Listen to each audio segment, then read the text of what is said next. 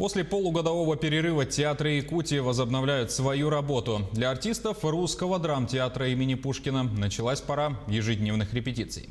В этом году они отметили 130-й сезон. Сложно ли выходить на сцену после долгого перерыва и чем обрадуют артисты своих зрителей, узнала Ульяна Шагина.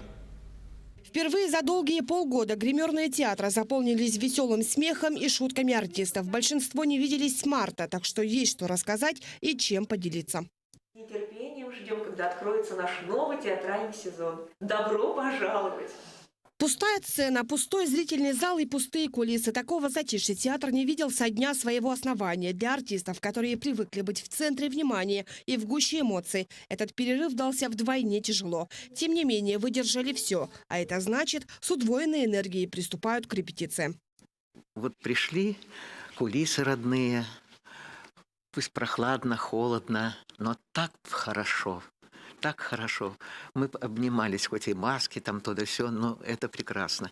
Часть артистов, как и многие якутяне, весь летний сезон наслаждалась всеми прелестями дачной жизни. Кто-то научился писать портреты, кто-то вел блоги в интернете, ну а кто-то и вовсе зачитывался художественной литературой.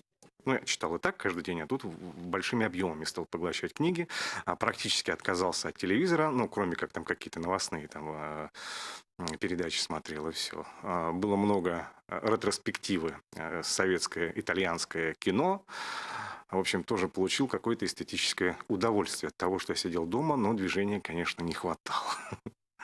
Сегодня установочная лекция, разбор предстоящих планов. И уже с завтрашнего дня ежедневные репетиции. До конца театрального сезона нужно все успеть презентовать зрителю.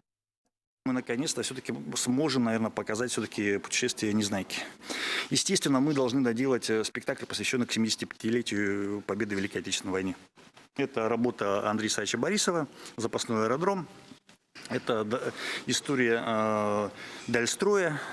Не буду все открывать, но это своего рода как-то косвенно, так или иначе, касается материала о «Два берега одной победы», об Алсибе. Вот, после этого памяти Владимира Александровича Голуба мы хотим осуществить постановку Островского «Не все коту масленица». Кроме того, уже сейчас начинается подготовка к празднованию 130-летия театра, которое запланировано в июне следующего года. Дату основания театра, которая традиционно празднуется в мае, в этот раз решили привязать ко дню рождения Александра Сергеевича Пушкина, чье имя и носит драмтеатр, а также ко дню русского языка. Русский театр – это форпост своего рода русской культуры, а 6 июня – это День русского языка, день рождения Александра Сергеевича Пушкина. Да, давайте будем праздновать 6 июня. Так что 6 июня мы намерены представить премьеру «Сорванец» Водевиля и отпраздновать 130-летие нашего театра. Говорят, что театральную атмосферу невозможно передать на видео. За время вынужденного перерыва огромное количество спектаклей прошлых лет было показано через онлайн-трансляции. Количество просмотров побило все рекорды. Такой метод еще раз доказал театральный зритель. Он особый и самый преданный. И даже вынужденная разлука с любимыми артистами не смогла стереть любовь к театру. Ульяна Шагина, Владимир Павлов, Якутск. На этом программа подошла к концу. Спасибо за внимание и до свидания.